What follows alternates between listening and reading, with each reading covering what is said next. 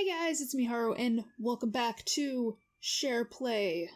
Why don't you tell everyone what this episode's gonna be about? Hello everyone. Yes, today we are going to be talking about childhood video games.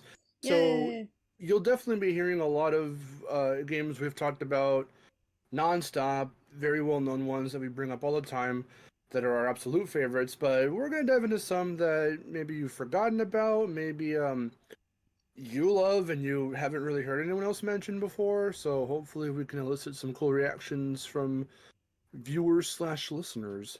Okay, so where do we start with this? I mean, I guess we just start with, like, our very first console. Like, what was your first video game console? My first console was the PS1. It was originally my mom's, and then it was like sort of semi passed down to me until the early 2000s when she gave me the little small, slim PS1. Okay. My first console was the SNES, the Super Nintendo.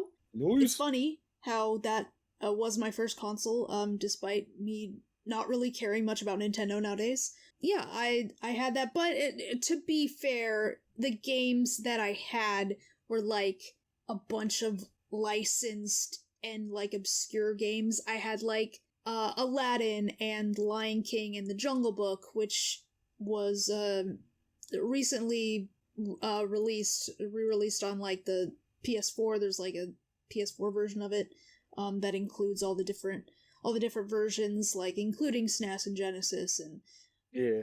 Game Boy, all those different ones. But yeah, that collection, those are my childhood games right there. I also had Killer Instinct, which was my very first fighting game.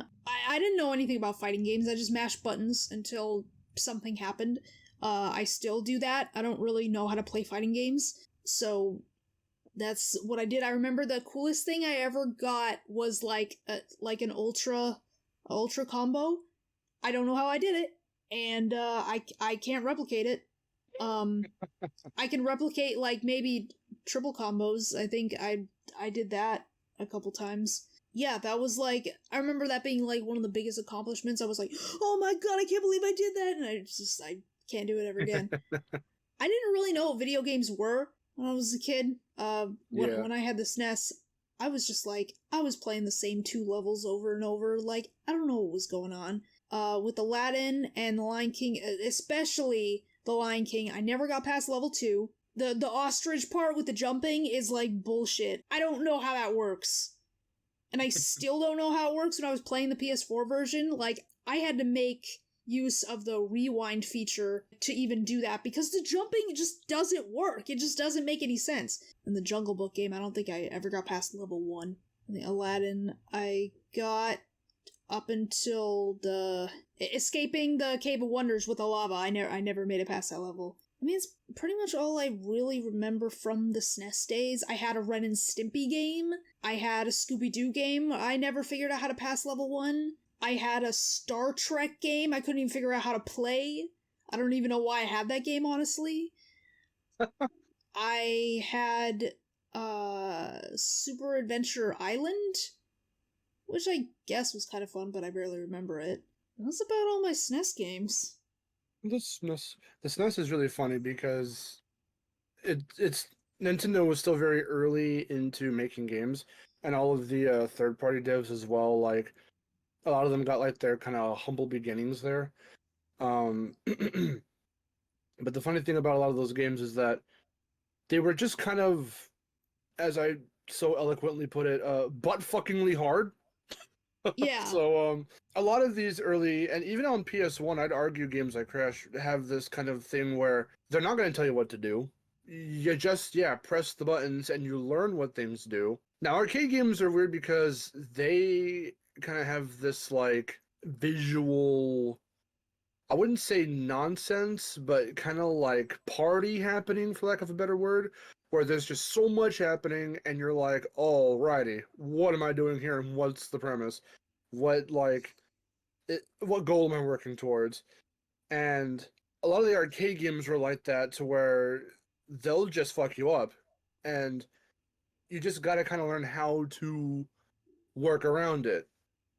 And even though like later platform, like the earliest platformers and other games like that would come out later, or even again these SNES games, they still retain some of that. Where even though there isn't as much visual noise happening, and you can more clearly see, okay, I'm just platforming as Simba or something.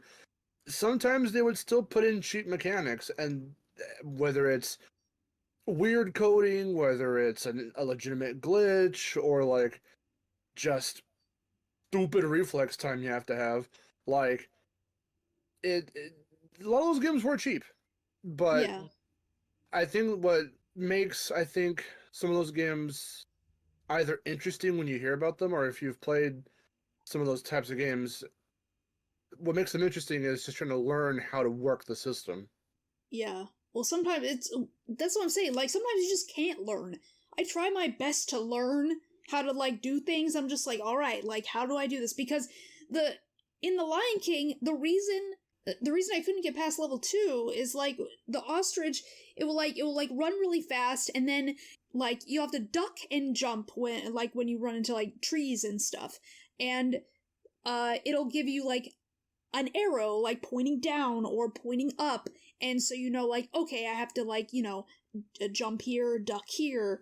But sometimes, suddenly, it would mix it up, and it would give you double arrows up, and I was like, wait, what? Huh? And I didn't know what that meant. I tried to do a double jump, and I just thought it was impossible, because I kept getting hit, I kept losing, and I was like, it's impossible to do a double jump, why is it telling me to do a double jump? And then when I played the PS4 version, I learned that apparently it's very, very precise timing. And I'm just like, how the hell was I supposed to know that as a child? Like, I don't get rhythms and, like, patterns, timing. Did they mean, like, jump, land, jump? Like that kind of thing? It's like jump, wait a bit, jump. And then the worst part is there's a section that gives you the arrows. Right after that, the section doesn't give you the arrows at all. So you wouldn't even know. You wouldn't even know what's coming because the trees blend in with the damn background.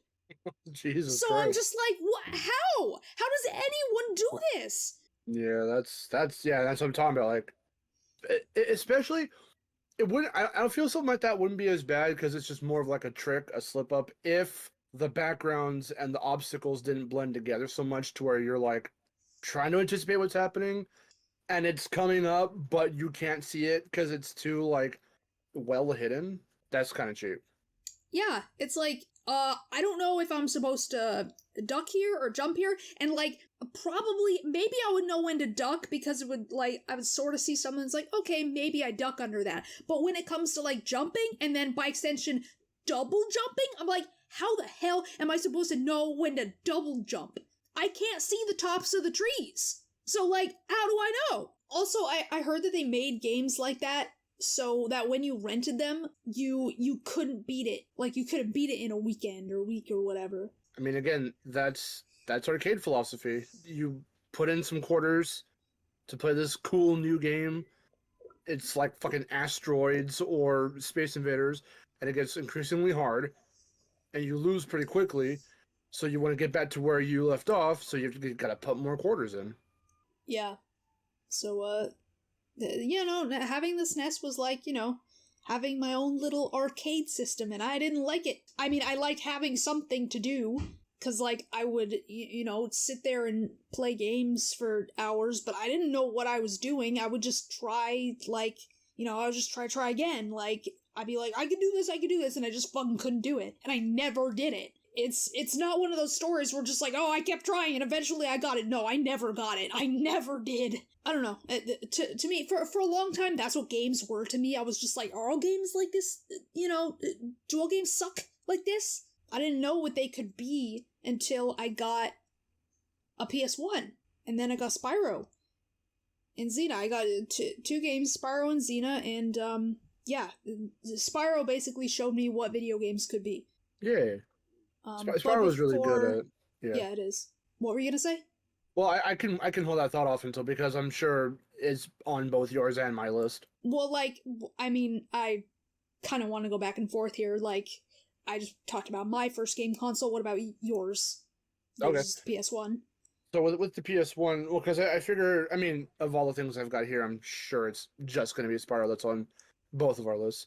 But When it came to the PS1 for me, what I was gonna say too about your experience being so young, like how do you happen to remember, or were you told by your parents how old you were when you first started playing like SNES and like Lion King and all that? I mean, I figured I was like, I want to say I was like in first grade or something.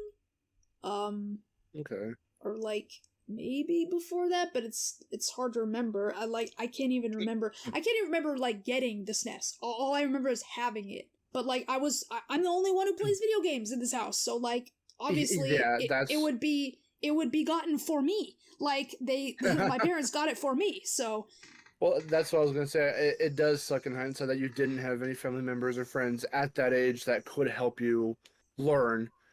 Uh, because with me, that's kind of how it was. Even though my brother wasn't born yet, we're 5 years apart. When I was like 2, 3, 4 years old, obviously he wasn't around yet. But I had my grandparents, I had my mom. My mom and I would play Spyro all the time, and then my grandpa would play Crash with me, and my grandma would kind of like watch and kind of just give advice or whatever she could see that was happening if we were having trouble. Um, so the PS1, like I said before, was my mom's. We had the big, bulky, original PS1 model. She bought it pretty much when it was like brand spanking new, and mind you, that was around the time that I was like about to be born or whatever, because I'm a '95 kid. So a couple of years later, the first game I can remember playing was the first Crash game. So that's why I love it so much. It's the first game I ever played, and I'm one of those people that will defend the original Crash 1 as a really good game. I mean, not only did it launch the Crash series and yada yada, you've heard that a million times, but like, people don't give Crash 1 the legitimate props I feel it deserves. Because it did have that arcade element, kind of, but I feel to certain degrees, varying degrees, it's more lenient than that. And to me, I mean, they taught me great design philosophies and just learning kind of how it worked. If I couldn't figure it out myself, I had, my grandpa or my grandma. I specifically have a memory of when we were on Great Gate. It was me and my grandpa, and we were playing, we were on Great Gate, and we couldn't figure out where the level just ended, right? Pretty much near the beginning of the level. We didn't know what to do. And we saw the little wooden like little platform, but it's this rotating thing. We just didn't know that did that until my grandma said, "Did you try spinning that?" And then we did, and then we could progress. And it's just a matter of just looking at the environment, looking at what you've got that your character can do, and then just kind of applying it wherever. That's how you learn even how like things can kill you. Like Crash 2, for example, gives a really good example of that. And Snowgo, even if whether or not you've played the first game, you'll quickly learn that TNTs are bad crates if you spin into them. If you jump on them, that's how you can blow them up naturally, and you can get away so that way you don't blow up. Nitros, you go, well, that's green, right? So that must mean it's good. You so much as touch it and you die. But they put that there for you to experiment with. And so, like, that was fun. But more to the point of all the other games that I had, too, Spyro I wouldn't play the full game until later, but I did, I'll touch upon this more in a little bit, but like, I did play Spyro first through one of the demo discs I had, because we were subscribed to, I think it was, there's PlayStation Magazine, and I have like one or two PlayStation Magazine demo discs, but I forget if it was GamePro or something else that gave us the PS Underground Jam Pack discs. I've got a bunch, like 4 or 5 of those. They'd have demos for Crash, like 2 or 3 or whatever. Mainly, well, there was a Crash 3 like behind the scenes video. There was the demo of Spyro 1, the behind the scenes video for Spyro, tips and tricks for how to get through treetops and to get to Jed, and stuff like that. So that was really cool. But yeah, Crash and Spyro were like some of the first ones I nice. played, and that was like the immediate start that I can first remember. But collectively, there were other games. How far do you want me to go with this? Because I've got a pretty lengthy list here. Um, well, how about you go through like half of it, because I know obviously you have Crash on there and I have Crash on my list as well. Because the arcade games and demo disc games, I can just kind of speed through real quick, just by mentioning them. Um, so yeah, it is really funny how you say that with your arcade-like experience with the SNES stuff, and you didn't like it. I'm kind of the opposite because even though I didn't really have an immediate like arcade to go to, they would put out PS1 like Atari collections or such Namco collections and the like. And so through those kinds of collection discs, I got to play Q*bert, Pac-Man, Joust, Robotron, Bubbles, Dig Dug. In terms of demos, again with the Jam Pack stuff, we had Spyro, Tomba 2, You Don't Know Jack, Legend of Dragoon even. Like it's this turn-based RPG, but like I don't know what like sucked me into that one, but it was kind of fun. Grind Session, which was like this like kind of Tony Hawk like game. Medieval 2 even I had on a demo disc Huh. with Grind Session. Um, the the disc that I had Spyro on had the Amazing Stick, but the Japanese import version, which was really bizarre. Um, I remember being so confused. I had to navigate the damn menu because I didn't know that over there. You had to press circle to confirm, and X was to go back, and I did that just messed with my brain. Um, Yeah. there was Tiny Tanks, Speed Punks. One of the cool things that I did see there, they had this little like behind the scenes thing of this program that they had that I think Sony was like sponsoring or something or other, where it was these young creators, like developers who got to like make these little short term game projects. One of them was called Project Wormhole, and it's just this little dude in a little UFO that runs around because there was like this tube-like level design that you could do back in the day. So in the tube, you're just kind of racing down, and it's just you. You're not actually racing against anybody, but it's this little, almost tech demo-like little game where you can rotate around a full 360, go up on the walls and the ceiling, and you're just dodging obstacles, right? Um, Yeah. you got to actually play that demo. They provided it on the disc as well. They included it. So you got to see the behind the scenes of how they made it and just kind of the insight to what it was like to make a game like that with such a simple concept. Then you could play the end product, and it was so cool. Um, so that was kind of my introduction to games, just playing like these ones that were older, outdated graphics, but really, really like simple, interesting gameplay. Then you got, some bigger, more contemporary at the time boys, Crash, Spyro, Pac-Man World even is one of the games on my list. Um, so being able to play arcade Pac-Man and then like a 3D platformer Pac-Man was awesome. Uh, it was a pretty interesting time to get into games. So yeah, I definitely don't like arcade like things. I think the closest that I got to liking that stuff is like maybe when I would play like computer games, because when I got my SNES, like in that same time frame, I was like playing a lot of computer games. So like even if I had no idea how to play, I played solitaire a lot. I didn't know how to play solitaire. I play solitaire now and I love it, but no, I had like, point and click games. I had Pajama Sam and Putt Putt. I've played the first 3 Pajama Sam games. The first one's my favorite. I love those games. They are so fun. And Putt Putt 2, though, I've only played Saves the Zoo and Dog on a Stick, which is like a little it's kind of like, I don't want to say Crash Bash for some reason. The pogo painter or whatever comes into my mind because it's basically Pep on a pogo stick, and that's what we kind of do. I've never played Crash Bash, by the way, but anyway, like, no, those little point and click humongous entertainment games, I love those because that introduced to me the concept of like replayability. Wow. Because Pajama Sam specifically, like, the more times you play it, like the next time you play it, the items that you have to find like would be in different locations. And so I'd be like, oh, that's different this time. And then like you got to see like different sides of the story, or like you got to interact with certain characters on this playthrough that you didn't interact with in the last playthrough. And I was like, whoa, that's super cool. Like I didn't know the games could do that, and like that was super fun. So yeah, computer games were a big part. I don't remember exactly when I got The Sims. I I got it pretty early on because I remember when The Sims 2 was new and that came out in 2004. So, definitely I must have been like around 11 or so. But oh, The Sims. The Sims was so much fun.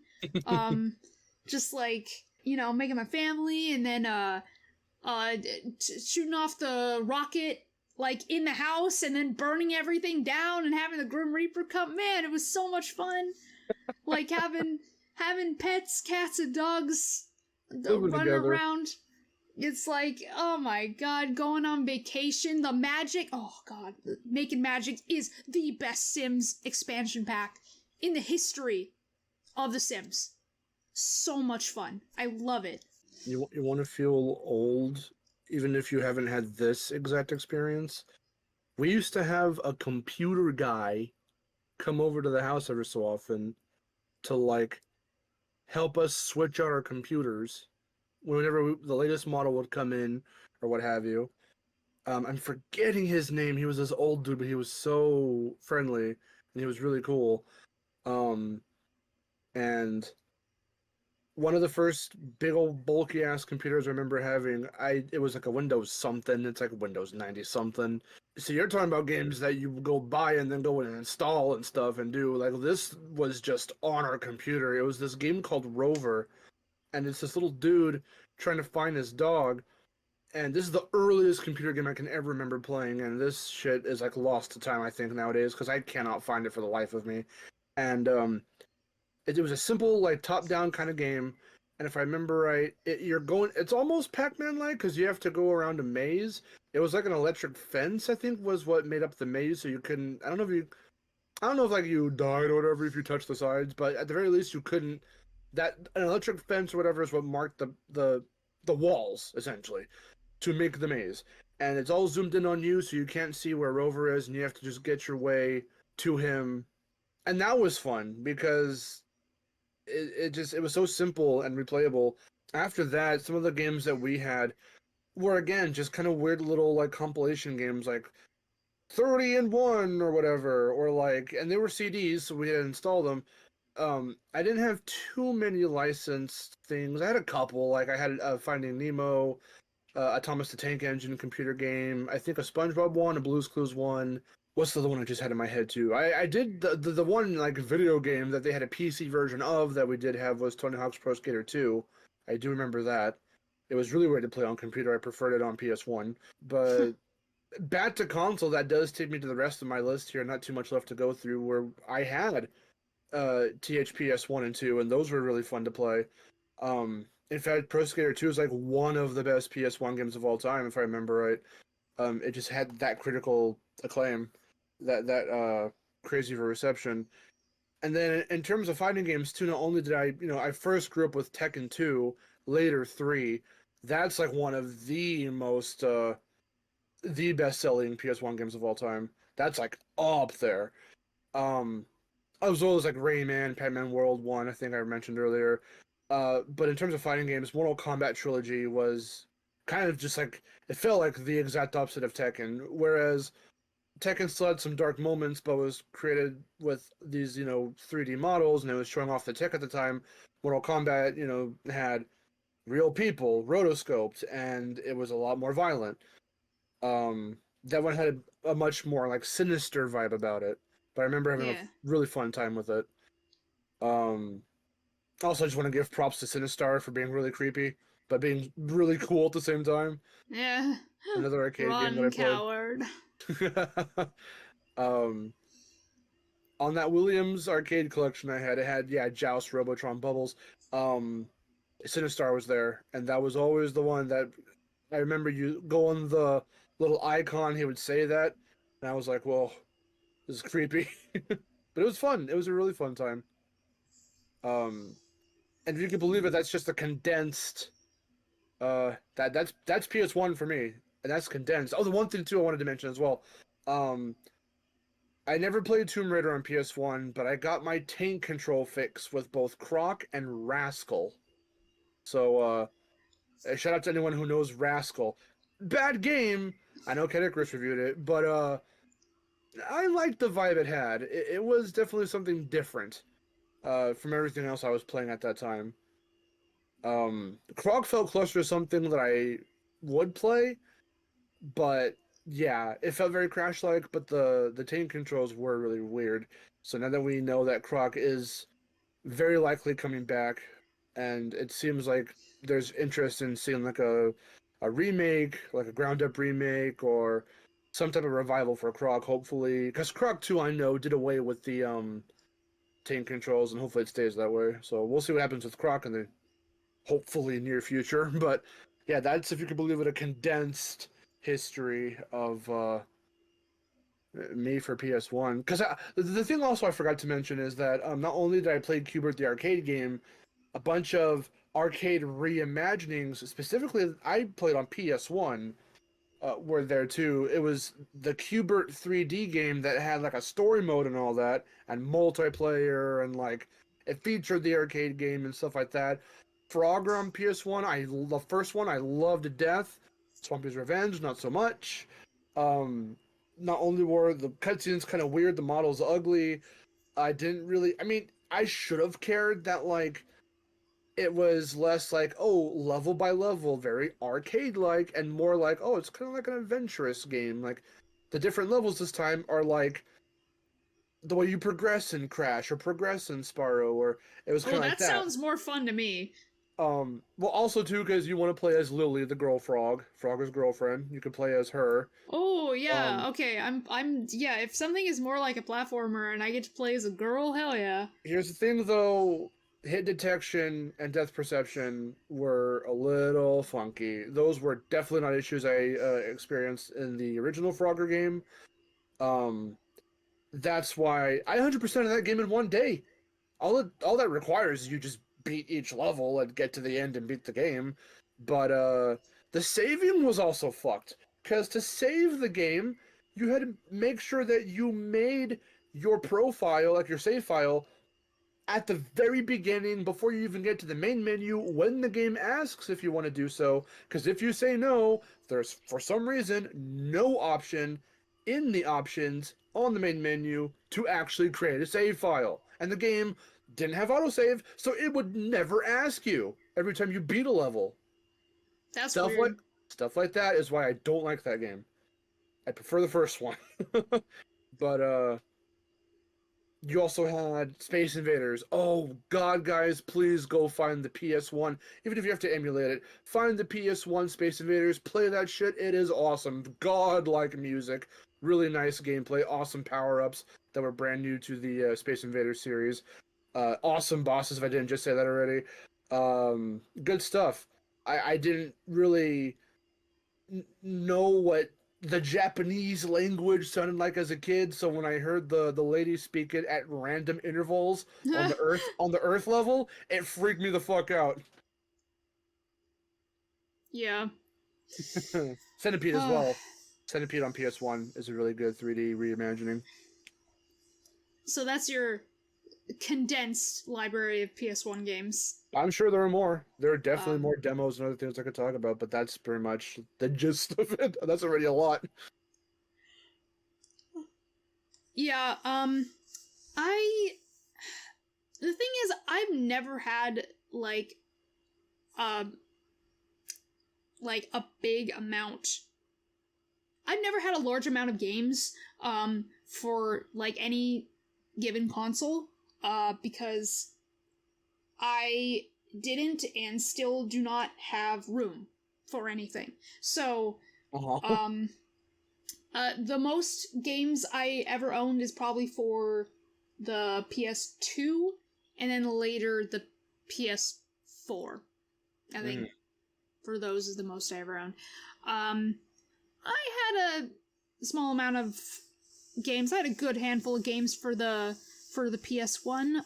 Of course, everyone knows I had Spyro, I had Crash, never had the first game, only had 2, 3, and CGR. CGR, I love CTR. I have very fond memories. I cannot go back and play it now because the controls are stiff as hell, and I love Nitro Field. But I do have very fond memories of playing CTR with, I think I did actually play that with my dad on occasion. That's cool. 'Cause, like, I think we would race sometimes. God, that's a memory I have. I invited a friend over, and then I was just like, oh, let's play CTR. And then, like, you know, but she didn't really play a lot of video games, and neither did anybody that I knew, really, at the time. So anytime I would race someone, like, I would always win because I was the only one to play video games. And so, anyway, I didn't, like, you know, I invited this friend over, and, like, we played it, and of course she didn't know how to play, and so I won, and then she got pissed off and she left. Aw. And that's the one memory I have of pissing someone off because I didn't let them win when I knew they didn't really play video games, but the concept of letting someone win just wasn't in my nature, because I'm the one who wins. Like, I don't know. I always had this thing where I'm just like, no, I will not be the loser. I will win. But I have shout out to Mel Winkler, rest in peace. But I loved listening to his hints and tips when I used to play CTR as a kid. This might be a little bit weird, a little too personal, I guess. I was so little at that time, I couldn't take baths by myself. So when my grandma would help kind of dry me off and all that, we would just recite Aku Aku's hints and tips, particularly the TNT one. It was just ritualistic at that point. I always had to do it. That's how little I was. That's how, you know, it's just one of those memories I have. Yeah, but I do have better memories of CTR. I remember playing it, there was one Easter while I was playing it, and I was eating jelly beans. I remember that. Jelly beans. It's very specific. I had that with Frogger. I had, like, these little candies. Yeah. I'm sure I have specific memories tied to Spyro that I've mentioned before. I definitely remember getting Spyro 3 for Christmas. I do have a picture of that. Luckily, I have a picture of me getting it for Christmas, so I'm like, oh, I'm glad something exists, some kind of proof. Or else I wouldn't remember. Although I might remember, because I do remember getting it that morning and then, like, playing it, and then I was like, this game is so cool. And then, like, I would, I really wanted to get to Midnight Mountain, because I think, did I have the guidebook by that time? I don't know if I had the guidebook, or I somehow knew about the homeworld name, and I was like, Midnight Mountain, that sounds so cool, I want to get there. And then, I was overjoyed when I finally got there. I was like, yeah, I'm getting here. And then I heard the music, and I was like, this is so cool, oh my god. And then Spike fucking kicked my ass, and I hated him. Like, I thought I would never get there. I thought I would never get to Evening Lake because of Spike. God, I hate that boss. Jesus Christ. That was my first experience with adaptive difficulty. I had no idea what the hell that was. He still manages to kill me quite a few times. I hate him so much. The same with Gulp in Spyro 2. Not in Reignited. In Reignited, I find him easier. I hated him in the original, though. I don't care what anyone says. He was pretty bullshit in the original. He was bullshit in the original. I died so many times to him. The first time, and I'll never, ever forget, because it pisses me off to this day, and sometimes it still happens. The first time I beat him, we died at the same time. And it didn't count. And nope. I hated it. I got so pissed off. I was like, I finally beat him, and I died too? And of course it didn't count. Yeah, that's the worst. Oh, I hate that feeling. Yeah, but no, I love those games. Crash 2, 3, and CTR, I love those games too. And one of the another licensed game that I played a lot that I absolutely love is Monsters Inc. Scream Team. Fucking love that game. It's just like It's so fun. I just love the vibe of that game. I don't really know what to compare it to because I know there's a comparison I can make. But I don't really know what. The best way to play that game is just to play as Mike because he's faster. He could like roll, he could bounce, he could like do pretty much all that, and like I mean, that sounds like Pac-Man World. Yeah, almost. you know what? You're right. I think when I saw you play Pac-Man World, I was like, this reminds me of Scream Team. I'm pretty sure I said that. You might have. I feel like you had have. Yeah, definitely. Yeah, that game is amazing. I love that one. But going back a little bit further, before I even got a PS1, for Christmas, I think I must have been like 6 years old or something, I got a Game Boy Color and Pokemon Red. And man, I loved Pokemon as a kid. I loved it so much. I was all in for that Pokemania era. One of the best times in my life. Great. It'll never reach those heights again. I loved that. I loved that era so much. I played Pokemon Red for so long. I never actually beat it. I almost did. I never beat the champion. But I beat the Elite Four, and I tried so hard to beat the champion. I was so close. I remember I got so close to the point where like both of us we had run out of PowerPoints completely, and we were both just using struggle. Like I remember that, and I couldn't do it, and I lost it. And I was like, that was the closest I ever got. But I loved my Venusaur in that game. I didn't want a Bulbasaur. It was a misclick. And I feel bad about it because I absolutely loved my Venusaur. But it was a misclick, so but I'm glad for it. Who'd you want? Charmander.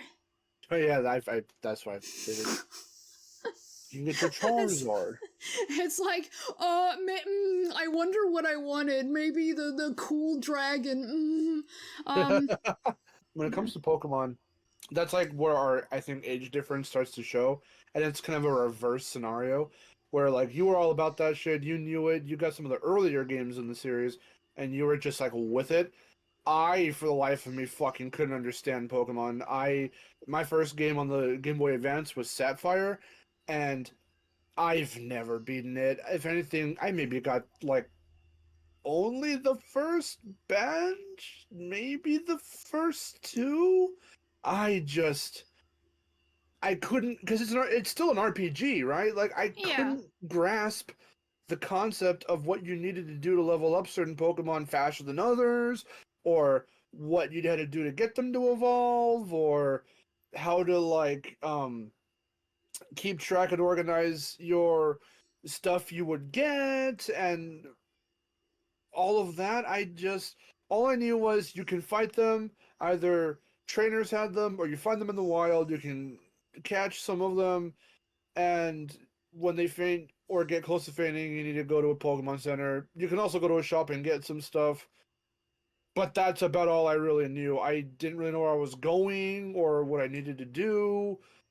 Like, I was just so confused. And my friend, Javier, my childhood friend, my neighborhood friend, was the one who wanted to kind of play it too. So he was playing my copy, and he got my save file to like, he got like 6 or so of the badges, and I'm like, whoa.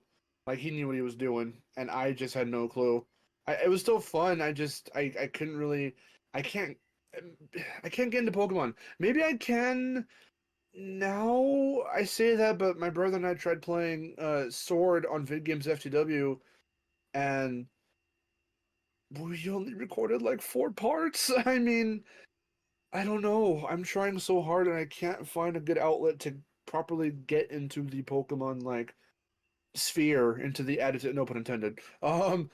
Into that type of like attitude of like, I'm gonna beat this Pokemon game. Like, I've never beaten a single Pokemon game, and I've only played like 2 or 3 of the mainline ones, or whatever you want to consider. Like, I also had Leaf Green, barely made any progress in that one. I ended up playing like, Pokken Tournament way later and stuff like that, and like these other weird Pokemon games. I think I played Troze. I never had it, but some of those just weird ones. Like I would Yeah, play weird those. spin-offs. Yeah. Man, that's fair. I mean, Pokemon's not for everyone. I don't really like it now. I mean, not that I don't like it anymore. I just don't play them. Into. Yeah. Yeah, I just think all of them feel kind of like the same now. I don't. I mean, I don't like JRPGs, so I just don't. And I go back and play these older ones. I'm just like I have nostalgia for them, but they're really hard to play because it's so hard to grind in these games. It's really hard to grind. I don't know how I ever did it, but yeah, Pokemon Red is definitely one of my favorite games. It's my favorite Pokemon game, but my favorite gen is Gen 2 with Gold and Silver. That's when Pokemon really peaked for me. They added something. Again, it's the vibes. Those games have vibes. It's the day-night cycle was amazing. The trainers being able to like call you and be like, "Hey, you want to battle?" and be like, "Yeah, that's super cool." And like, I loved that. I loved all of that. The Pokemon were cool. Yeah, Gen 2 had a vibe. Yeah, that's God, for Game Boy Color games, I mean, it was pretty much all Pokemon. I had a Powerpuff Girls game that I played a little bit of, and after all that, so it was SNES, Game Boy, PS1, and then, well, I don't remember which one I got first. I guess I'll talk about the N64 next, since I don't have many games for it. Currently, I only have 4. And I think that's probably as much as I ever had at any given time. Yeah, I got an N64 because a friend of mine really liked DK64, and he was like, "Oh yeah, you should play this game. Like, it's really fun." He was telling me about all the, all the Donkey Kong characters, and like, this is how I got to know all the Donkey Kong characters. I didn't know what Donkey Kong was. Like, so I was like, "Oh, cool." And I was like, that sounds fun. And I liked platformers and stuff, so I was like, yeah. And so I got an N64, and I got DK64, and that game can get frustrating, but you know what? It's still one of my favorite games, just because I think it's really fun. There's a lot of cool worlds, great music, but it didn't start.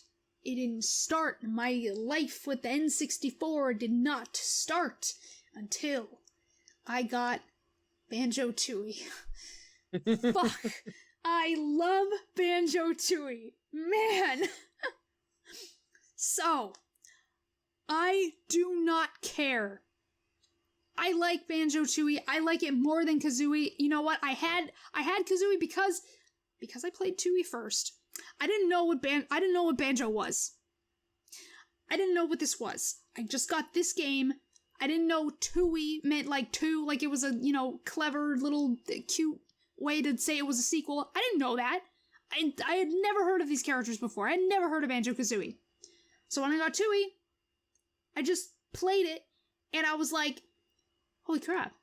This is like just like DK64, it had amazing music, it had like amazing worlds, and the interconnected worlds, and I was like, this is so cool, and like all the abilities were cool, and you could play as Kazooie, and then you could glide around, and I was like, this is so much fun. I love this.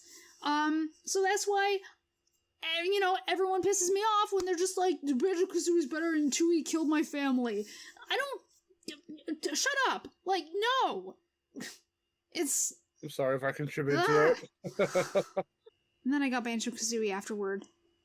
I played some of it, and honestly, I ended up giving it away because I couldn't get into it. I'm sorry. In that case, in that specific case, the simplicity was just not doing it for me. And because I was so used to having all my moves right from the beginning, and being able to do a bunch of cool stuff, and being able to play as Kazooie, I was so used to that, that, it just didn't leave that, you know, leave that good of an impression. Not that it's a bad game. I didn't say Banjo-Kazooie's a bad game. I just don't like it as much as Dewey. I mean, I want to say that's fair. It's just that it's really surprising that you can't even, like, well, not can't, but that, like, I suppose it's probably tough for you to be able to remove that whole part of it, because to me, Banjo-Kazooie feels like Spiral 1. It is essentially, for all intents and purposes, Spiral 1. I guess, but I played Spiral 1 first. I know, well, something for you to be able to compare Banjo to, because you played Spiral, like, before Banjo.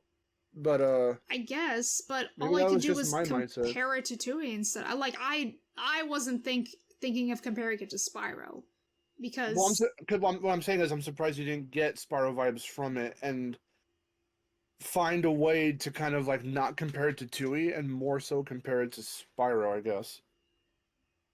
I couldn't. I guess maybe because it was a Rare game, and Rare has a very specific feel, with their bullshit everything. That is not something specific to any one game. Every Rare game I've ever played has something that I absolutely despise about it. There are many games in Tui that I won't do. I straight up won't do them. There are bosses that I won't fight without invincibility. Mm. And then when we move on to the GameCube, oh boy, there's another thing there. But did you want me to go again? Yeah. Let's see. So my second console was PS2. I was just a Sony kid all the way through. That's like the series of consoles I stayed consistent with throughout the years. Even if I didn't get them right away, sometimes I would in my earlier years, but ever since like 3 onward, up until the PS5 we got that like the first week or so, miraculously. But with 3 and 4, we didn't necessarily get them right when they. In fact, it took me a few years to be able to. That was my first paycheck from work, my first job, my first paycheck. I got my PS4. But the PS2 was a really cool present, and I've told the story before, so I'll condense it real quick. That we used to live in an apartment when I was around 5, 6 years old, and so it was like it was like 2001 or so when we spent Christmas that year there, and my brother was like super super duper little tiny baby, and my mom with her like fucking big Sony camcorder filmed me waking up for presents. We did all our presents. Last one was this big ass box, gigantic box, and I opened that to find it was like a generic cardboard box. Opened up that box, and she like Russian dolled all these boxes, just a box within a box within a box. And the last of the bigger boxes that were in all those other bigger boxes, if you guys are keeping up, inside that was this big old compilation pack of what my gifts actually were, which were my PS1, the PS2, because we didn't know backwards compatibility was a thing, Tekken 3, and Crash Wrath of Cortex. And that was one of the best Christmases I think I've ever had, that I can recall off memory from when I was like a small child. That was an amazing Christmas. So I had fun with those games. And yeah, I like Wrath of Cortex. I don't think it's like an inherently bad game. Obviously, not being done by Naughty Dog, it's whatever. But like, you've all had all those comparisons, whatever. But Also with Twin Sanity, I have a story about that as well, but I won't get into it in this podcast. So but I had a lot of fun with it, and I love Twin Sanity, and I love Spiral Mouth and acapella. That's how I first heard of that genre of music. Um, Even Spyro's weird ass transition into the PS2. I did like Enter the Dragonfly for a while there as a kid, because I never beat it when I was small, but like to a degree, it still felt like Spyro to me, despite it feeling weird. When you're like 6 or 5, whatever, you don't care. So usually you're just playing it to play it, and you don't think too hard about it. And so to me, it was Spyro. Um, and Tekken Evolve. A lot of the ones I played on PS1, they all carried over to PS2. So you've got Tekken Tag. I used to play with my brother and my grandpa all the time. Tekken 4 and 5. 4 is a fucking vibe. Miharu just bought it recently. I'm trying to slowly get her into it. Mainly because of Yoshimitsu, but Tekken 4 is so good and I love it. Pac-Man World 2, which is like the best game of the Pac-Man World trilogy. Tekken 4 definitely has a vibe, but now it all being a fighting game. Yeah, but now all I can remember is that I fucking hate law. I bent my fingernail backwards while playing it. Oh. And now that's the only memory I have. No. Think positively for Yoshimitsu's sake. I try, but good God, and like I don't know why every time like I try to play that game and I press all the buttons, it doesn't seem like I'm doing anything like fast enough. It always seems like I'm pressing so many buttons at once, and like he's only doing like 1 or 2 moves. And I'm just like, I press way more buttons than that. I don't know how else to help since you remap stuff to your own liking. I just know the way, like the default like play style, like controller mapping. But I unlocked, I wouldn't say every single ending, but I unlocked a good chunk of them just for the characters I cared to play as. Obviously, Yoshimitsu being like the primary one. Tekken 5 also was a really nice follow up.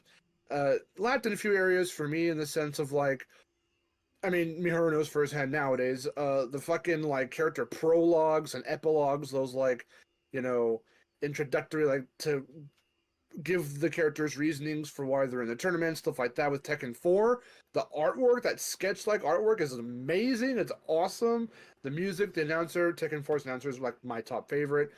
5's is not as impressive when it comes to the announcer, the music for like those intros and like epilogues and the fucking like the art style even is just more sterile, more like whatever. I don't know. Again, Tekken 4 is a vibe. But Pac-Man World 2 is definitely a really fun game. I had a great time with it. Used to play it with my friend Javier because he had the GameCube version. And Pac-Man Fever was a really weird one. That was like a Mario Party ripoff. I used to play with my brother. It is strange because it involves other Namco characters. You have Heihachi. You have Tiger Jackson, also from the Tekken series. You have Astroth from Soul Calibur and Raiko, or however you pronounce her name, from Ridge Racer. Shit was weird. And then Pac-Man and Miss Pac-Man. But like, weird cast, weird mini games, but I still remember that game very fondly. One of the more obscure Pac-Man games. But alongside Tekken, I also got a new kick with fighting games with Soul Calibur 2, one of the best ones in the series, in my opinion. And I played a lot more of a variety of different stuff as well around this time because not only was I finding new fighting games to play, but I also found Midnight Club randomly. I think my friend Nathaniel, I want to say he introduced me to it probably. I wouldn't say GTA. It's like GTA without the humans. I mean, you just ride around and do stuff and whatever. You can like complete missions or do whatever the hell else. You could just ride around, and it was an interesting game. I remember you used to be able to run over the civilians, the pedestrians. It was because you see those little weird PS2 models go, they go flying up in the air. Shit was funny. I don't know. That's cool. That's kind of what I did when I was playing Grand Theft Auto Vice City because my cousin had it, and so I'd play it. Actually, going back to the N64, that's how I first played Diddy Kong Racing. My cousin had it, and I played it, and I was like, this is fun. And then I recently got it and added it to my collection because I just didn't have it for the longest time. Yay. Was that not one of the games that I got you for like your birthday or something? Yeah, I think it was. I think you did get it. Because at this point, I mean, I can't remember what I've bought you. Well, also too, so again, a lot of the series I started with on PS1 were coming over to PS2, so we've got, Tony Hawk's Pro Skater 4, 3 and 4. I forgot to mention 3. I don't think I played the PS1 version. I think it was the PS2 version of 3. 4 was the one I do remember playing a lot of as a kid, and then when Underground came out, it was over. I love Thug 1 and 2. Those games are fucking funny. They're really cool. You can get off your board, run around. You can get off your board and back on as part of extending combos and stuff for bigger points. You could like do your little sticker slaps and all that, and the wall riding felt a lot better. You could make custom skaters, which I think you can do as far back as maybe like 2 or 3. But you can also do like a lot more options. You could, oh my god, you could scan your face. I forgot about that. Using like the fucking eye toy or something, you could scan Oh your my god, the eye toy. Okay, man, I always wanted one, and my friend Michael had it, and I always wanted an eye toy. I can't believe you didn't have one. I had one. Okay, so now we're getting into PS2 for me. The PS2 is my favorite console of all time. It introduced so much that would like become like a staple of the games that I play, like Ratchet and Clank. Love the Ratchet and Clank series. Jak and Daxter, I like the first game. Sly Cooper, I like the first game. Same. But like, just like later in my life, but same. a bunch of games that I would get later. I mean, not even because I didn't have all these games like in my childhood. Some I would get like when I was in high school, like let's see, what was it? Rayman 3, I think I got when I was in high school. But yeah, it's like a lot of those games, just like those are the types of games that I definitely love. But yeah, of course, I had Enter the Dragonfly, and I thought it was glitchy and weird, and then I got rid of it, and I recently got it back. I also had a Hero's Tale, got rid of it, got it back.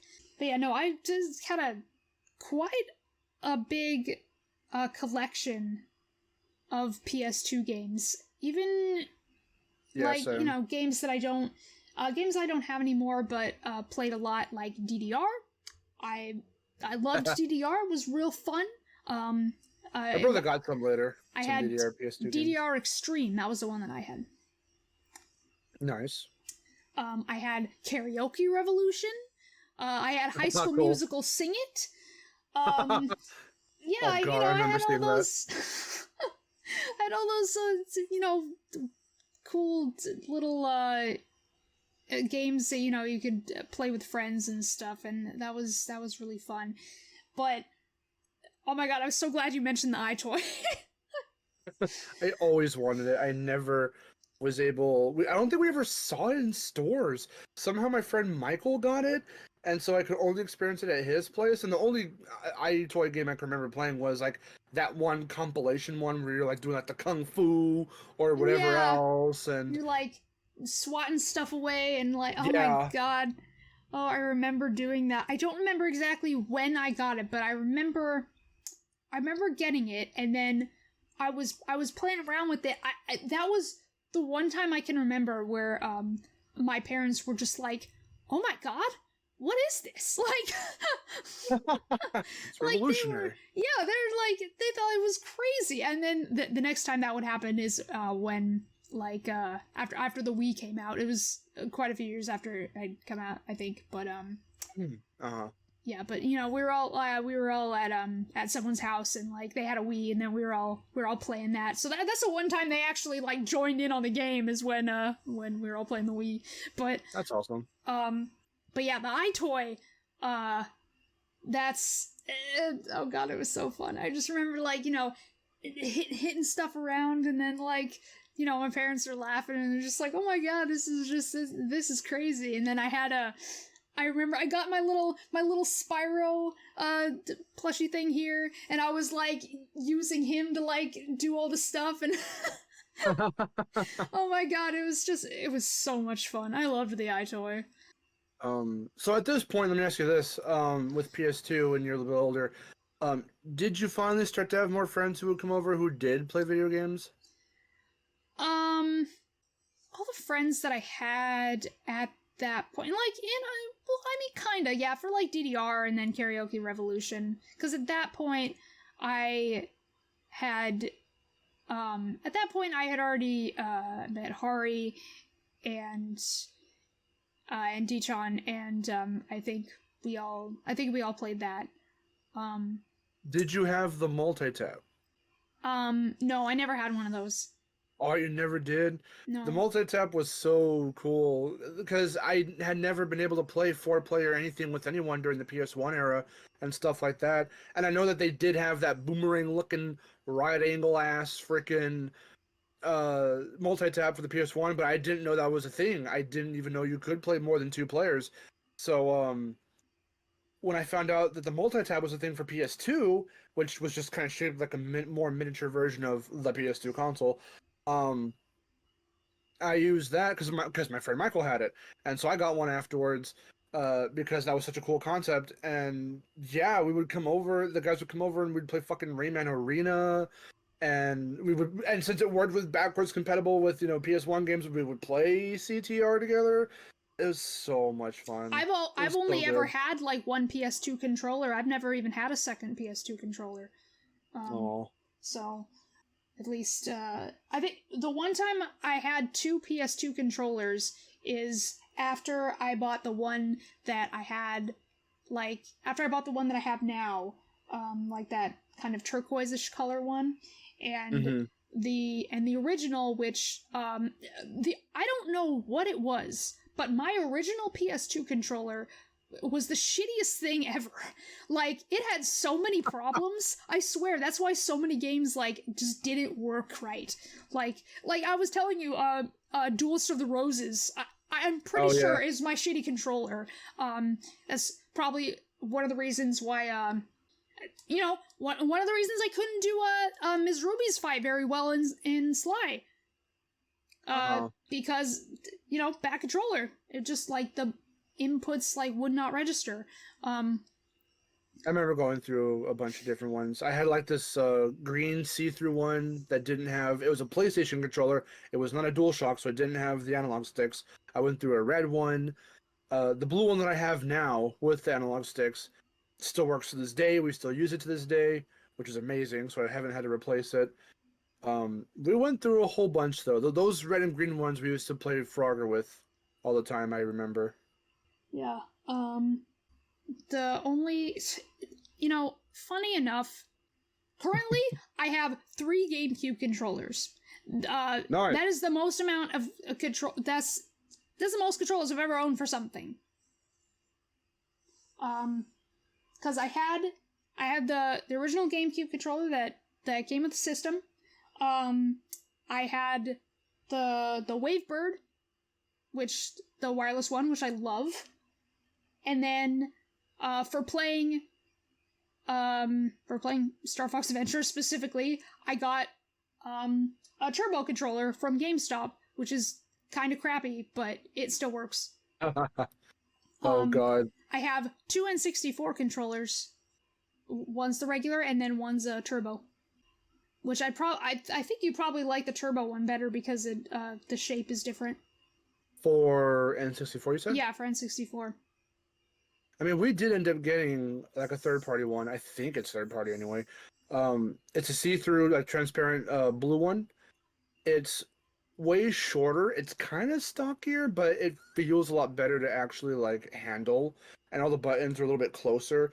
So, I'm telling you, all they had to do was not put that fucking middle prong penis there, and I just don't understand the shape of the original N64 controller, I don't know the why third party that everybody we hate. bought. I don't know why everybody hates it so much. I've always found that thing comfortable.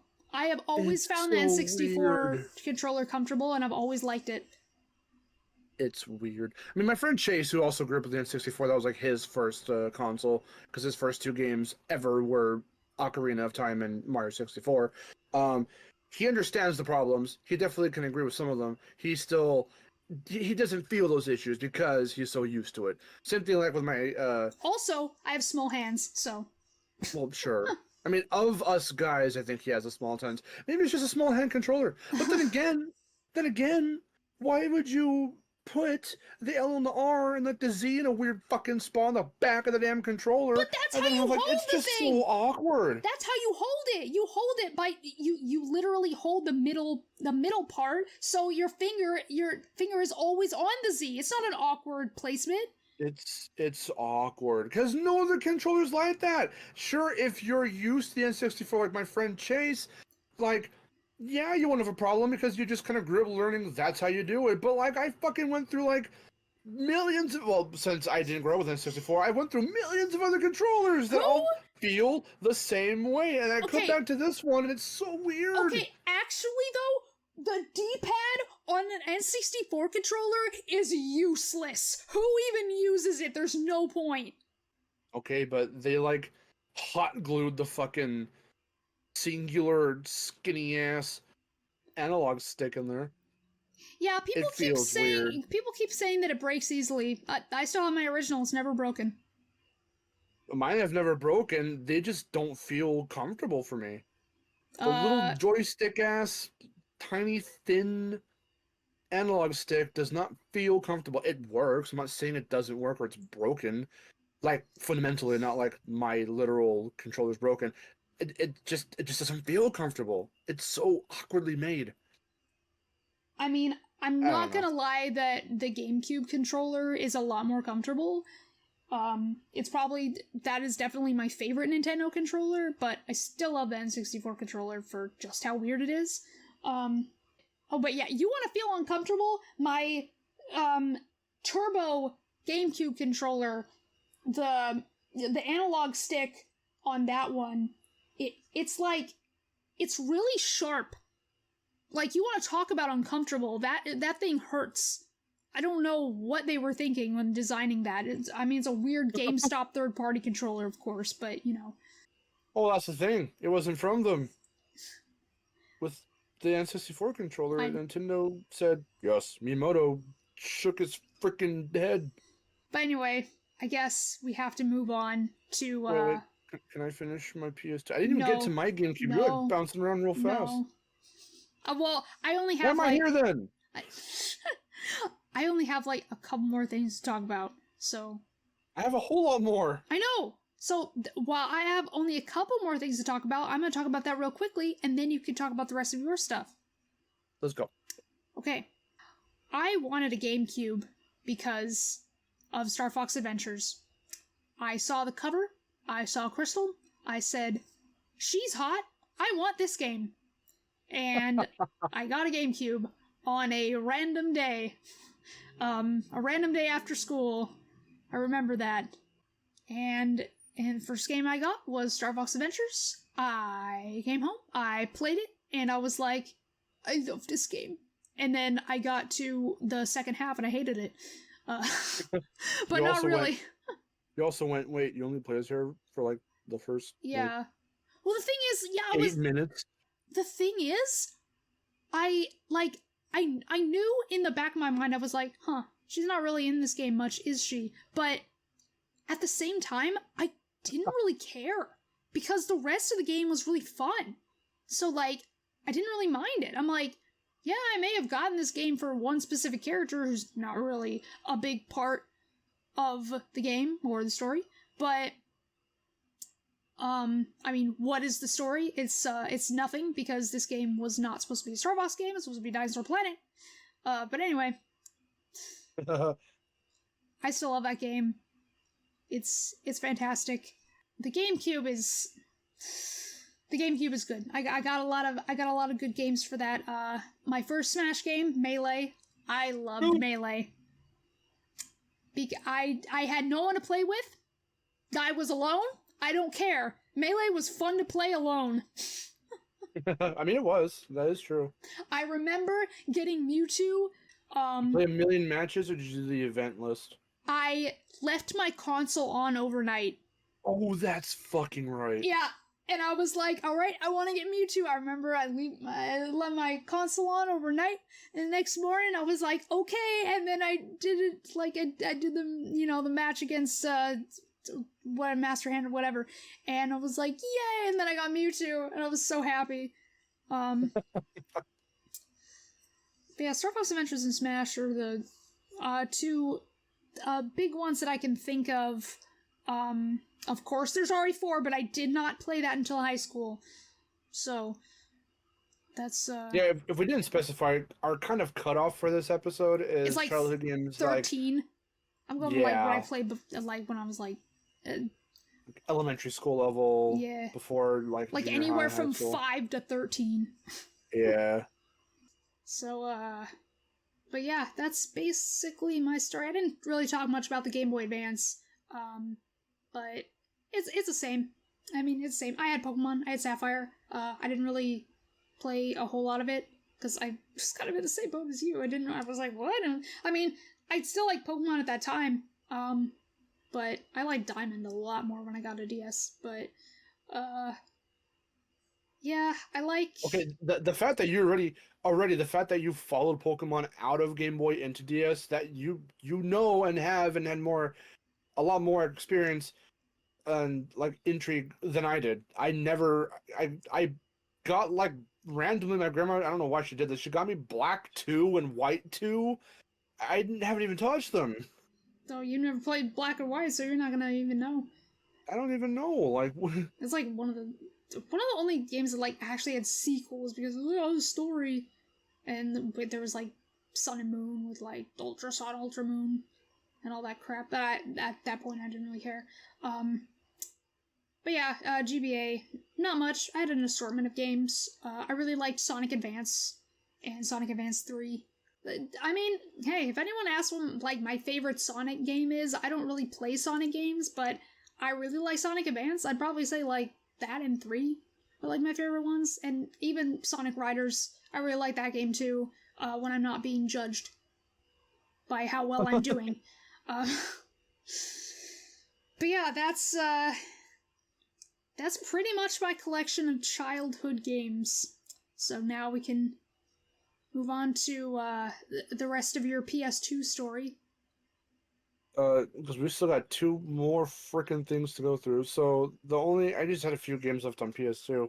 Never really got to finish all my stuff with the games that carried over, stuff I was following. I talked a bit about Arena, but like with Thug 2, it was cool because you could, and Thug 1, for Tony Hawk, you can, like I said, I enjoy to scan your face, but you can also, just do your own custom characters. We had a lot of weird ones, and you could do your own custom skate parks, custom goals, which was like the coolest shit.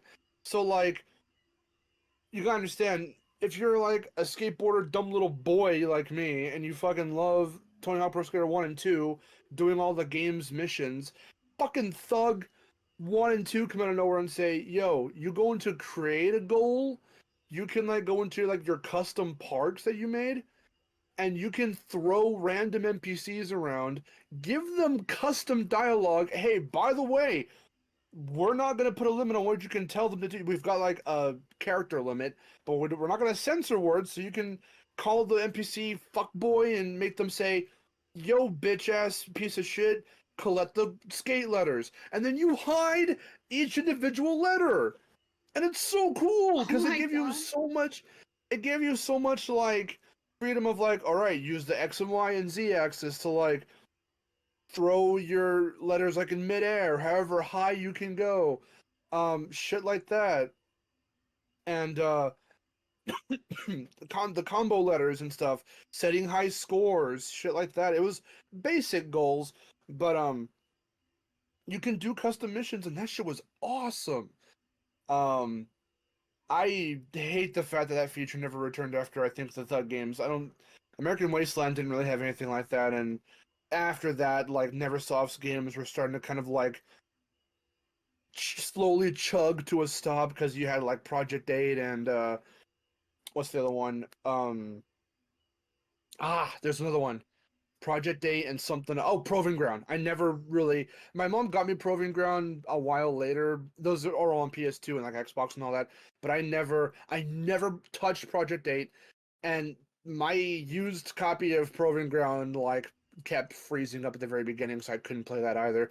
So Tony Hawk kind of fizzled out for me after that. Then the travesty known as Pro Skater 5 happened, and then we got 1+2 way later in like the 2020s or so.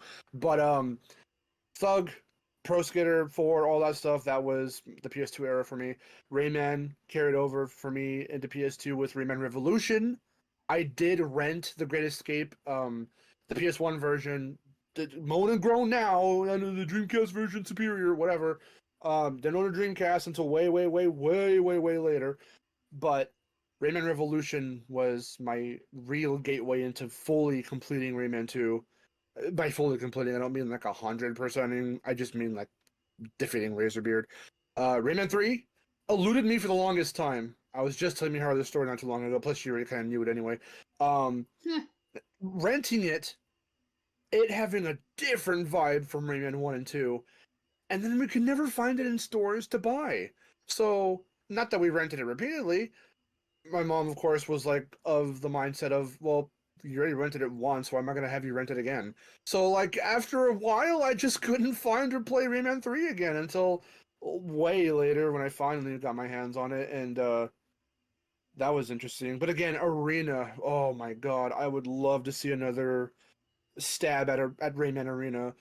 Whether they fully remake it from the ground up or make some kind of weird sequel to it, maybe. But like, I want to see like a remake first to ease people into like these other weird Rayman characters and stuff. Since Rayman just got the DLC and Sparks of Hope, but that would be amazing because so many good memories of unlocking characters and costumes, different, like, you could race on foot or you can like do like a battle thing. I'm telling you, if anyone's seen any of my videos where I've compared Crash Team Rumble to Rayman Arena for the fighting aspect of it, uh it's kind of that. I mean, you're not banking stuff in, but you've got different modes, like instead of capture the flag, it's capture the fly, and it's more of how long can you hold it for. If you can hold it for like 10-20 seconds, uh you win, and you just have to keep like killing people who have it and taking it for yourself, stuff like that. Um, Collect the lums. They would just hide lums randomly, like one lum around the arena, and you had to go inside and see whoever can get all the lums first, like first like 5 or whatever, stuff like that. And the racing, the tracks were really cool too. And it was so good. Play with my friends, play with my brother. And in terms of anything that was based off of like a cartoon or whatever, any licensed stuff, I suppose you can count Battle for Bikini Bottom. That was like I had SpongeBob Super Sponge on the PS1. It was weird. It was hard. Didn't really care for it. Tried Revenge of the Flying Dutchman again. It was just kind of weird. But Battle for Bikini Bottom felt good. It played good. It was funny. It was just fun in general. Had a lot of Easter eggs. Felt the most like a real good True Blue SpongeBob game that just had the vibe, the music. Even the music that didn't sound like SpongeBob music was still really damn good music. So so good, so fucking good. And even outside of like Twin Sanity and Wrath of Cortex for Crash, I had C and K. That's where I first crashed on Coco. We already talked about that. Oh boy. In a previous SharePlay. What else? We had Hero's Tale for Spyro. That was a very different game. Also kind of eluded me for the longest time. I only, same thing with Rayman 3. Rented Hero's Tale. Couldn't really find it in stores after. It was a very different vibe, but I dug it. And then ended up buying it way later. And that is a small, again, kind of insight into my PS2 experience. There were a lot more games I didn't cover, but those are some of the ones that had like a pretty big impact on me. Oh wait, I have one more that I just completely glazed over. Fucking iNinja. Ah, I love that game so much. Hardly anyone talks about it, and if Namco still holds those rights, Argonaut was the one that made it, but since they're essentially no more, again with the whole Croc thing up in the air, since those were also the developers, Um, Namco published iNinja, so I don't know if they hold the rights now since Argonauts just kind of dissolved into whatever, and all of those developers are off doing other stuff. Um, if they do, I mean, hey, we got Pac-Man World Repack, we got Klonoa Fantasy Reverie. Can we get a Nine Ninja revival, please? Clasping my hands together, I'm praying to the gods, the Namco gods, that we fucking revitalize iNinja because it was very obscure, didn't do so hot. It was gonna get a sequel. Shit got canceled. Um, I love iNinja so much. I would love to see a fucking ground up remake of that game. I would cry. I would feel just as nostalgic for it and be just as for it as I am with Crash and Spyro. I love iNinja. It's such a cool game. It's the one and only game platform I ever played where you're a ninja, and it's cool, and you feel it. With the wall running and grappling and fucking like Sonic fucking going down the rail grinding and throwing shurikens and blow darts and all that kind of shit. And you get the cool power-ups and you get to fucking ride on a giant shuriken that spins like a razor blade. It's fucking dope. Like Like Goku. oh yeah, so good. Oh, please. It's on all those original consoles, or PS2, GameCube, Xbox original. Please find that game. Please give it a shot. Emulate it again if you have to. I always wanted it on GameCube. It's so much fun. Well, speaking of GameCube, we can get into that real quick. So yeah, you're actually done with your entire list? Yeah. My list isn't as extensive as yours because I am not a gamer. I just play games. So.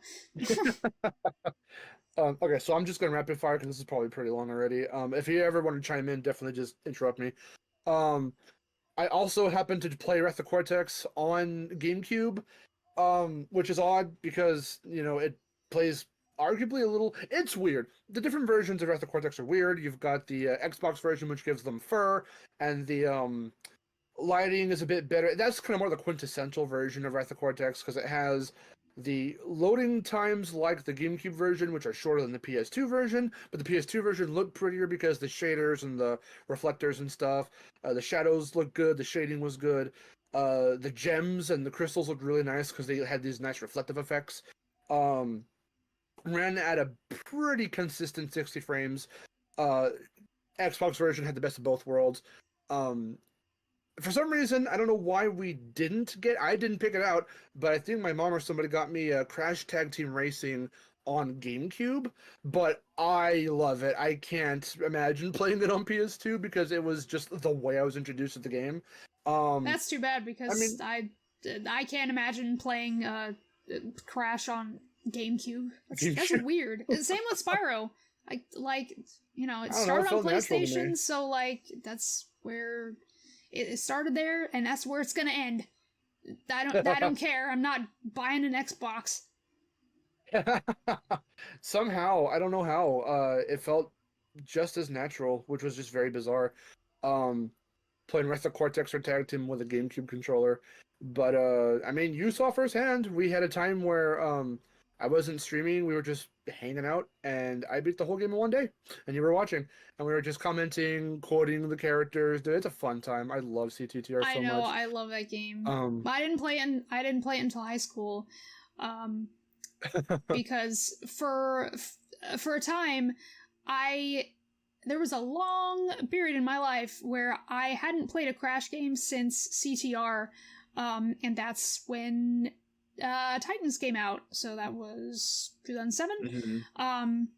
And that's when I got back into Crash, and I was like, "Whoa, this is cool." It has cutscenes and the voice acting and stuff. Not that the originals didn't have that, but in a different way. It felt bigger, yeah. In a more adventurous way that I was used to seeing something this looks like Jack and Daxter or whatever the fuck. Yeah. So when I saw that, I was like, oh, it's just like that kind of stuff, and this looks more like something I would play. And then, then I got back into Crash, and then we got Hari and I found that 3-pack that had Twinsanity, Tag Team, and Nitro Kart in it. Yeah, and that's cool. And that's how we played those. Although, well, that's mostly how I played them. She was already a big fan of Twinsanity, so she had played that before. But that's how I got to experience those games. I always wanted the casing of that pack, but because I already had all the games, there was no reason for me to get the pack all over again. But having like that big casing with the 3 games and Crash on the front, I really wanted that as a kid. Yeah. I remember seeing it around. And funny enough, the GameCube's also how I played Legend of Spyro New Beginning. Of the Legend trilogy, I only have it's New Beginning on GameCube. The other 2 I have on PS2. Still feels natural to me. Still have a lot of good memories with Legend of Spyro New Beginning, so I can revisit it whenever I want and still have a pretty good time with it. But more to the origins of how I got the GameCube and just kind of how it ushered me into like the world of Mario and like Nintendo stuff, not just third parties. Long story short, my friend Javier had a friend named Andrew that I became acquainted with. Andrew had Melee, let Javier borrow it one day. I was there during that transaction period. So, like, we didn't play right away. He didn't play right away. So, a couple days later or so, I went over to his house. He was inside. He was playing Melee. I played with him. We lost our shit laughing at Luigi's side B, where he just rocket launches himself across the map, across the screen. I thought Bowser's name was Browser because I'm stupid. Look, it's and Browser. I wasn't acquainted with the Mario characters, so I didn't really know their names fully yet. But it showed me, oh, Nintendo has Star Fox, Zelda, Pokemon, of course, Earthbound. I don't know what the fuck that was at the time. Just all these other things that I didn't. Metroid even, F-Zero. Didn't really know those franchises or anything of that sort. Like, I think Melee was literally the first time I ever heard of Zelda. So Melee encompassed just so much, and Melee, yeah, is just such a fun Smash Brothers game to play. And then later I'd fall in love with Brawl as well when the Wii era came. But that year, I want to say, that I first played Melee at Javier's house for Christmas. I wanted a GameCube, and we got the because I loved playing Melee, and that bundle pack with Melee is the one we got for Christmas that year. So my brother got to play. He loves Melee as well. We also played Luigi's Mansion around that time. Mario Sunshine, though, was the first mainline Mario game we played on console. And that was a really fun time. I love Sunshine. I love Luigi's Mansion. So that was kind of like my introduction to Nintendo, which has opened up so much more for me to be able to play and love and everything, including a lot of Mario spin-off stuff. Mario Party 6 and 7 were the first Mario Parties we played.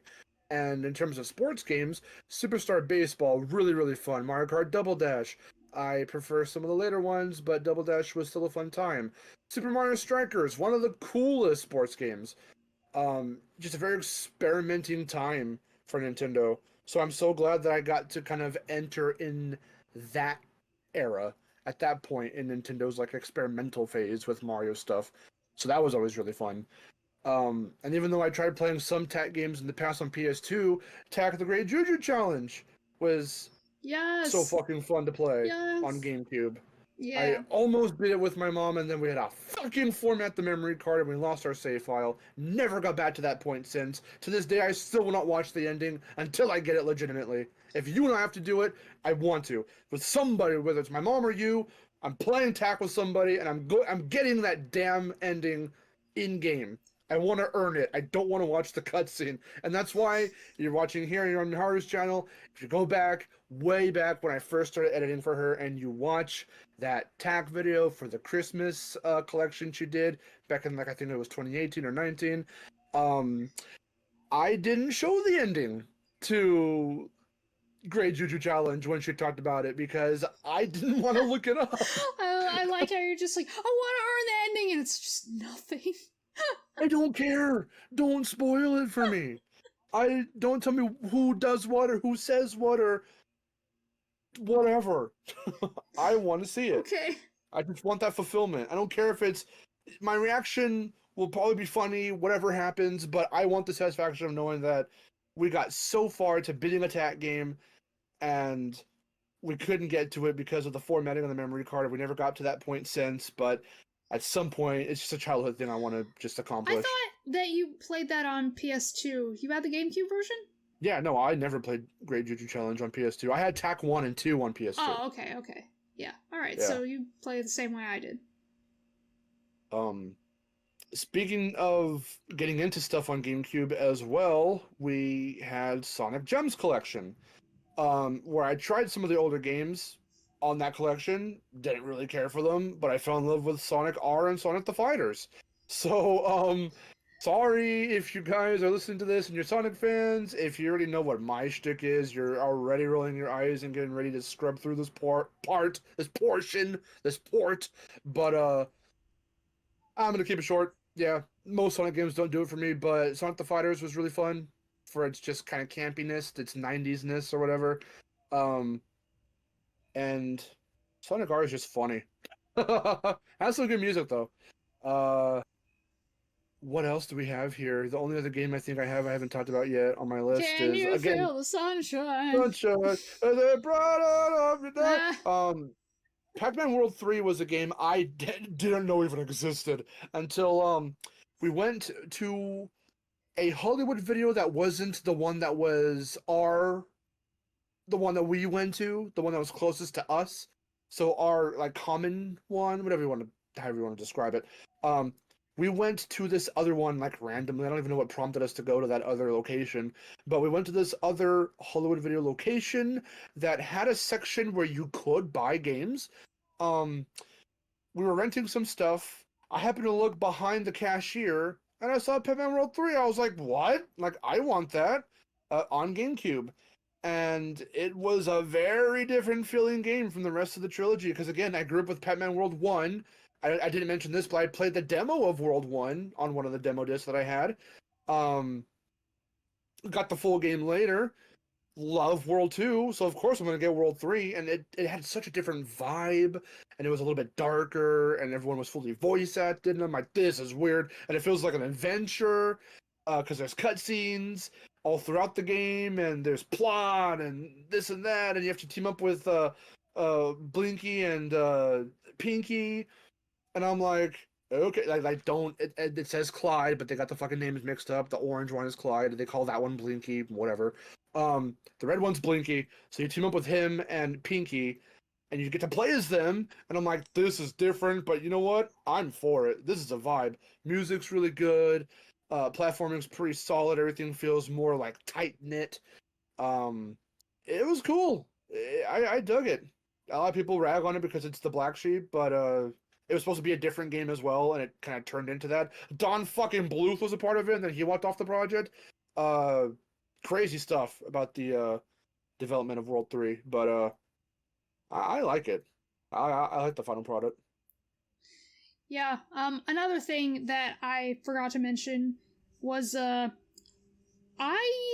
was a big strategy guide collector. I loved to collect guidebooks for games. I would bring them to school, so I could look at the nice pictures, and read things, even though I would, like, honestly, there are some things I remember just from reading the guidebook over and over.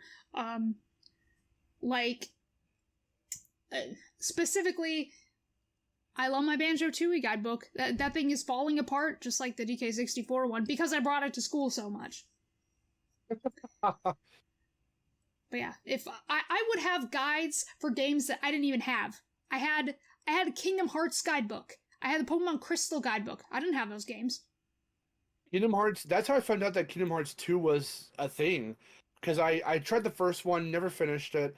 And then my friend Alonzo, we were on the bus going to school one day, and he just pulled it out, and him and like Michael and some other friends are on the back end of the bus were like crowding up around him to look through it, and I looked through it with him. I'm just like, whoa, there's Lion King World or whatever. Back when I was like, that sounds interesting.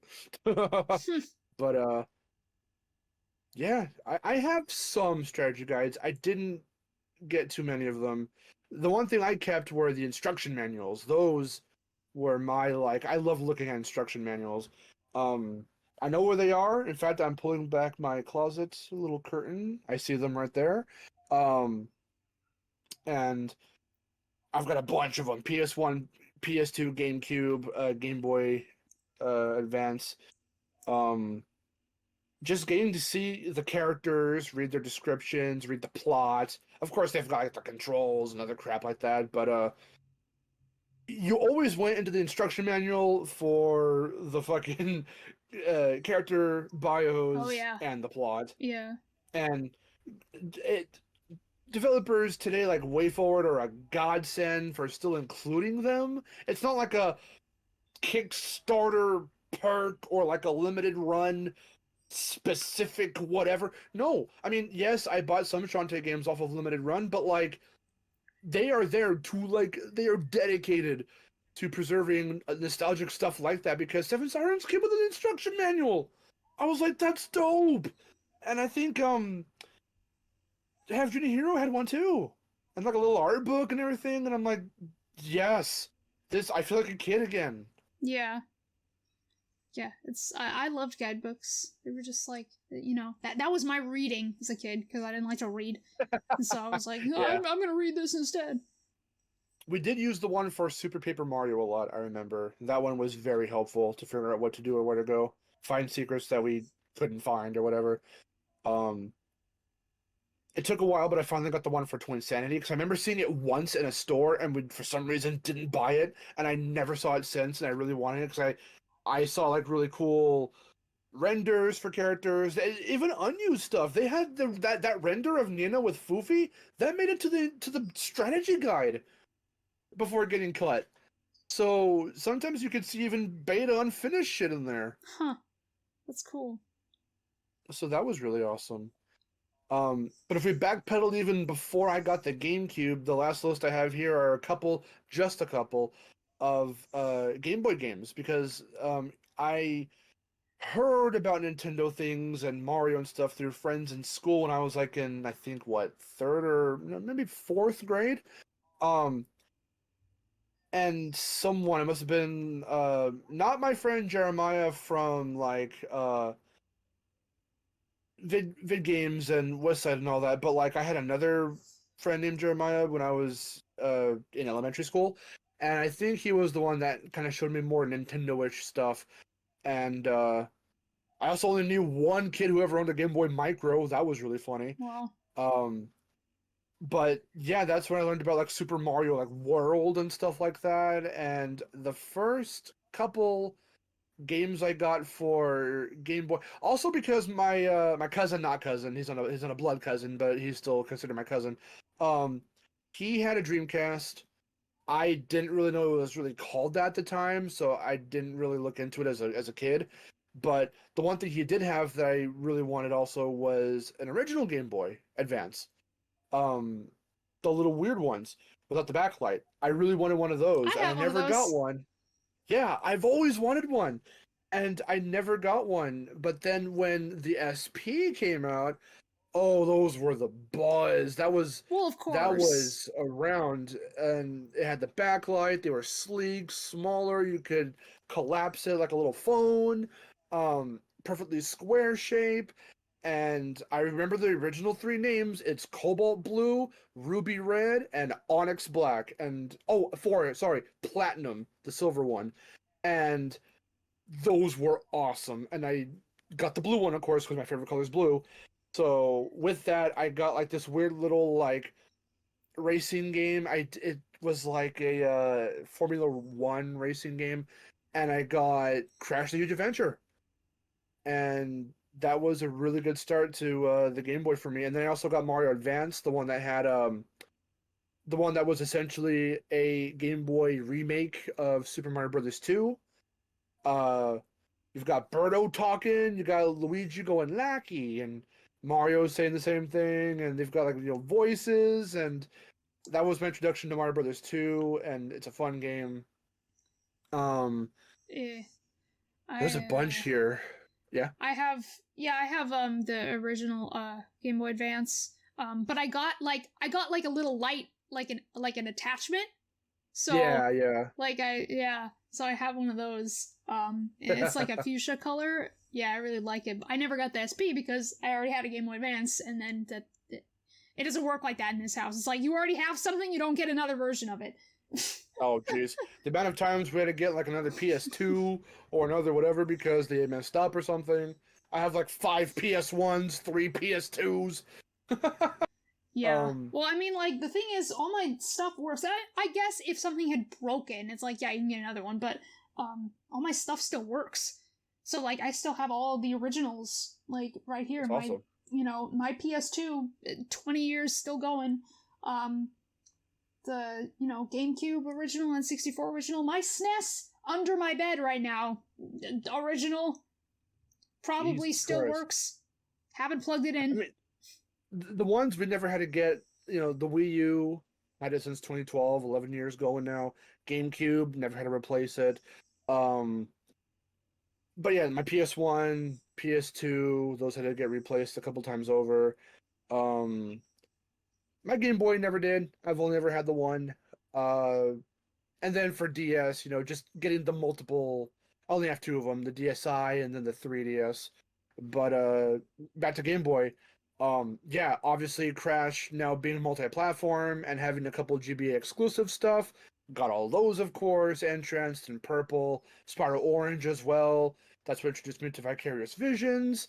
I love the music of Spyro Orange. I love the vibe of the Crash GBA games. Just a really, really fun time. And some other weird bonkers games I've never played before up until that point. Unique to, my experience with it is unique to just those games being on Game Boy. Popeye Rush for Spinach, which is an on-foot racing game. Cartoon Network Speedway, which is a racing game, and it's just got all these. I remember the fucking main menu theme so well. Being able to unlock like Muriel and Plank and stuff like that. Like, was really, really weird seeing Ed, Ed and Eddie in one car playing as. I always used to play as Johnny Bravo. I remember that. Like, that was a really fun game. Did you know Rayman 3 technically has a sequel? It's not Rayman 4, it's Rayman Hoodlum's Revenge on the Game Boy. Yep.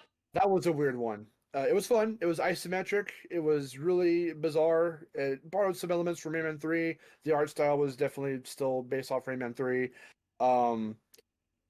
It was a good time. I never beat it, but it was fun. And you could play as Glowbox, so that was pretty funny. I touched on Pokemon again. I only ever had Sapphire and Leaf Green on the Game Boy. Didn't get too far in them. Couldn't really understand how to play it. I had to be good at it for that matter. Being a stupid boy, of course, the only thing I remember laughing my ass off, naming the character like my ass or something, so that way your mom can go, my ass, come here,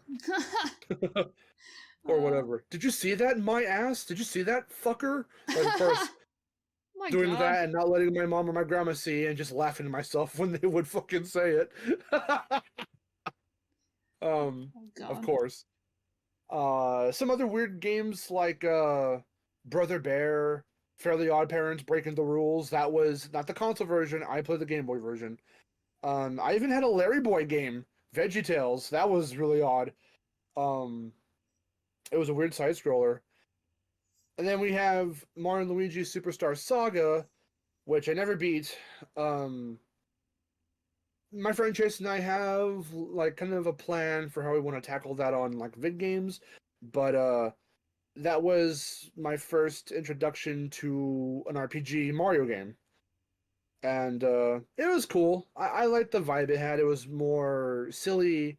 It was more kind of self-aware to a degree. That's kind of it. I don't know. I can do like a really quick Wii rundown if you want. It's not here on my list, but that was definitely when I was like in 5th, 6th or so grade. Huh. I mean, yeah, I suppose if you want. I mean, the only things I'll say is, well, remember Super Paper Mario? That was how my brother said it when he was like 5. Yeah, Super Paper Mario, Rayman Raving Rabbids, Mario Party 8. That was kind of, Mario Galaxy. That was our introduction to the Wii. Because we mentioned it briefly, so I'm just going to mention it again briefly here. Because the motion controls, playing Wii Sports with my friends and my family, really, really fun. Playing Wii Play with my brother. the Wii was very revolutionary, I felt. And yeah, before we had like really good proper internet. I mean, when I first heard of Wi-Fi, I thought that was a Nintendo thing because Huh. they used to say, "Hey, the Wii is compatible with Wi-Fi," and I'm like, "What the fuck, Nintendo ass shit is that?" I didn't know it was the way you can connect to the internet because to me, at that point, we still had beeper. We just had I fucking know. AOL dial-up. I didn't know what the Dial fuck up. Wi-Fi was. I know. I didn't know any of that either. I didn't have I didn't have the internet on like on a console until I got no, not even. Like no, I got a PS4. It was I didn't have it until um 2018. Like I Yeah. didn't I wasn't I able to remember, do you know what? anything online until like 2017, 2018. I remember when, yeah, your connection used to be really kind of shoddy in your earlier stuff, but then you kind of dongled up with your Ethernet cable and you did everything you had to do, and now you've got like really good proper internet. No, wait, And was I it remember 2019? I don't actually. It might have it been. was around there. Yeah, because like I 2018. remember No, that. it definitely wasn't 2018 because like I couldn't stream. I couldn't stream Reignited because Yeah, I couldn't like I didn't have internet capabilities on my PS4. So it I was think you tried 2019. and I could have sworn you tried, but your streams would kind of crash every so often. Ours did for sure. I remember that trying to stream straight off the console. Yeah, no, I could. I Um, don't even think I could do that. No, like dang, I couldn't even do that. I didn't have internet capabilities on my consoles until 2019. dang. Um, I remember as far back as the PS2, again, for with Tony Hawk, certain games would allow you to go online, but it was so uncommon. The methods were really weird because they would say like network connectivity and you could play multiplayer online if you have like an Ethernet cable, and I'm like, what the hell does any of that mean? So I never got to experience like Pro Skater 4 or Underground with friends online on PS2. It was so new and foreign, but it's so funny because hearing about Wi-Fi and all that stuff in the Wii era is definitely where we experimented with playing online, learning what that meant, being able to play Mario Kart Wii online, Smash Brothers Brawl online. It sucked ass. For some reason, my internet connection is fine where I am, but all my other games work pretty well to very well online, but Smash Brothers consistently, since Brawl up to Ultimate, has always been shit. Yeah. Don't know why, but that's just how that was. Um, No, I remember what I had to do. Okay, so like if I wanted to download a DLC or something before that, because I remember I would download the DLCs when I had Mass Effect, the PS3 versions, and when I got like the Citadel DLC or whatever, I would have to bring I would have to bring my PS3 upstairs into my room because like this is the only place that like had good internet connection. Like we didn't have it downstairs like at all. And yeah. so I had to bring it up here and plug all that shit in and like get that's how I would download all the DLCs for stuff and everything. But yeah, that's how I had to do it, and then I didn't have like actually like stable internet. But who am I kidding? It's not stable, but like stable enough internet until like 2019. It's funny because the Wii kind of, like I said, showed us the capabilities of online play and just being online. Um, it was the way we first found out you could watch YouTube on the TV, and we used to watch my old Pinbusters 316 videos I did with the guys, with Michael and Javier, um, on the TV. The connection was real shit because we weren't wired in, and our Wi-Fi, we didn't really have that yet. We didn't know we needed a modem or any crap like that. So whoever in the neighborhood that did have a modem, whose Wi-Fi was for free and was not locked, we were like, hey, I'm gonna piggyback off that shit. Yeah. And that was just kind of our introduction for a while until we got proper internet. So that was really funny. The last Game Boy game I have that I forgot to mention was Pac-Man Collection. You got to play Pac-Man the original, Pac-Man Arrangement, and like two others. I forget. Fucking like Pack and Roll or something. No. Pack Attack and Pac Mania. Hmm. So those were fun. Again, just more Pac-Man goodness. But I had a couple more games besides that. But I have a relatively small GBA library, but really fun time. I used to take it. I almost lost it. I thought I lost it once. I took it with me to Denny's. We went to go eat at Denny's once a long, long time ago. And I couldn't remember if I put it in my pocket when we were getting ready to leave. And I thought maybe it either fell out of my pocket or it was on the chair. Well, not chair, but the big seat or whatever, The booth. Yeah. So I thought it was like maybe beside me. Maybe I forgot to grab it. And we took off. And I thought I had left it there. And I had a dream that night that I found it in the house. And then I woke up that morning and I found it in the house. It wasn't in the spot that I saw it in the dream, but it was a really weird like coincidence. I'm like, whoa. Grandma tells me, oh, yeah, no, you did leave it, but I saw it and I took him. I'm like, why didn't you tell me? I was panicking the whole day, that whole night. Oh my god, glad she saw it. Like, whenever I would leave stuff at a restaurant, my parents wouldn't see it. Like, they'd be just like, why didn't you grab it? Well, now it's gone. Like, they would just, that would be my life then. I lost some little, Pokemon cards in a restaurant once. Aww. They weren't, like, real Pokemon cards. They were, like, the tiny cards that you cut off the, like, back of, like, Lunchables, when Lunchables used to have, like, Pokemon stuff.